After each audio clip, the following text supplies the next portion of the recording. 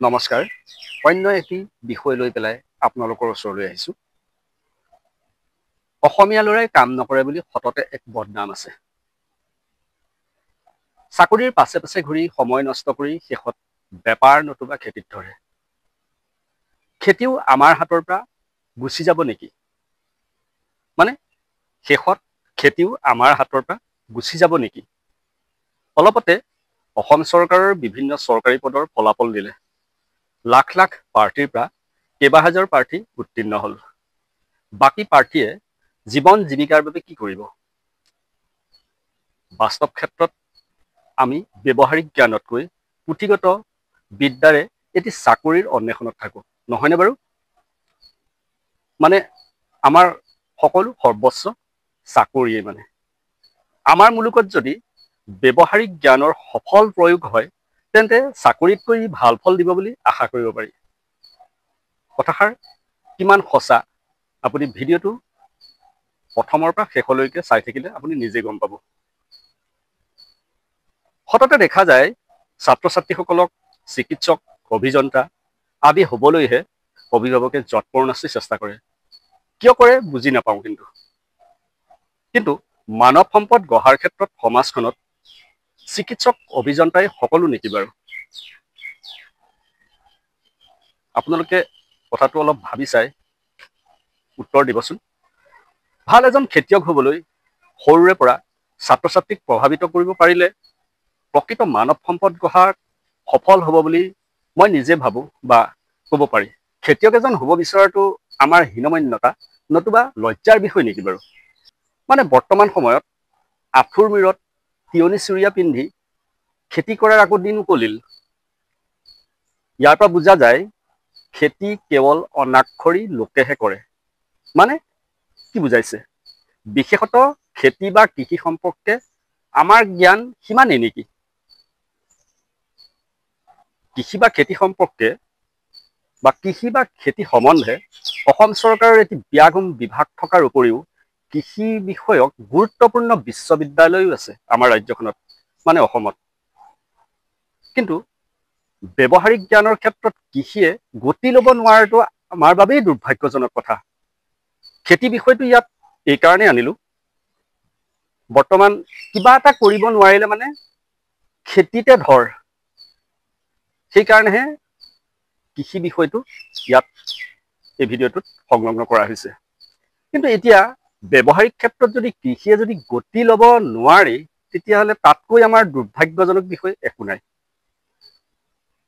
আমি ভাবোঁ স্কুলৰ পাঠ্যক্ৰমসমূহত আন পাঠ্যক্ৰমৰ লগতে কৃষিকে আদি কৰি আন ব্যৱহাৰিক পাঠ্যক্ৰমসমূহ শিকোৱাটো বৰ্তমান সময়ত বহুত জৰুৰী হৈ উঠিছে।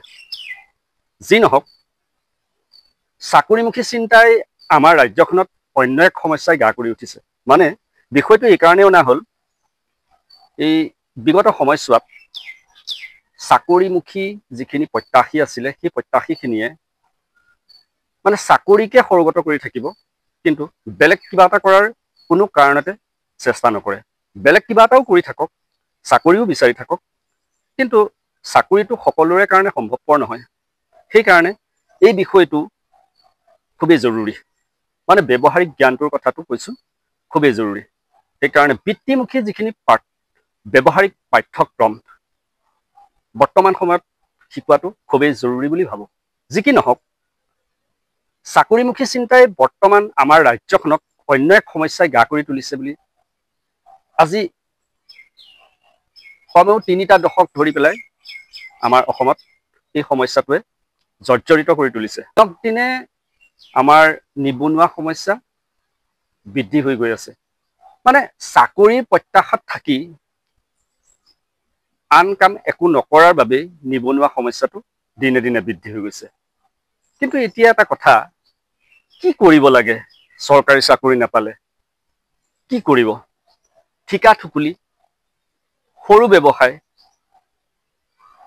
কিন্তু এই সৰু ব্যৱসায়, ঠিকা থুকুলি, এই ক্ষেত্ৰত আমি কিমান দূৰ সফল হ'ব পাৰিম?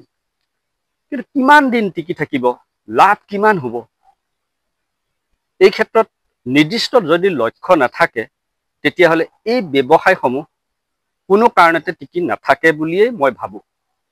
যদিও বৰ্তমান সময়ত বহুকেইজন উচ্চ শিক্ষিত যুৱক বা যুৱতীয়ে বহু ভাল চাকৰি, চৰকাৰীয়ে হওক বা বেচৰকাৰীয়ে হওক, এৰি আহি পেলাই ব্যৱসায়মুখী হৈছে। ফলত কি কৰিছে, এইসকল লোকে যিখিনি ব্যৱসায় কৰিছে সেই ব্যৱসায় অধিক সুফল তেখেতসকলে পাইছে। সেইসকল আমাৰ আদৰ্শ। মুঠতে আমি ক'ম, চাকৰিতকৈ নিজা উদ্যোগত কিবা এটা কৰি উন্নতিৰ জখলা বগোৱাটোহে আচল কথা। চাকৰিটো আমি কওঁ মূল কথা নহয়। সেইকাৰণে চাকৰি প্ৰত্যাশী নহৈ পুথিগত বিদ্যাৰ ব্যৱহাৰিক প্ৰয়োগ হওক। এই ক্ষেত্ৰত প্ৰত্যেক বিদ্যালয়ে বৃত্তিমুখী ব্যৱহাৰিক শিক্ষাৰ প্ৰচলন হওক। ফলত এনে এক দিন আহিব, আমি চাকৰিৰ কাৰণে প্ৰত্যাশী হৈ আমি বহু কিছু হেৰুৱাব লগা হয়তো হ'ব পাৰে।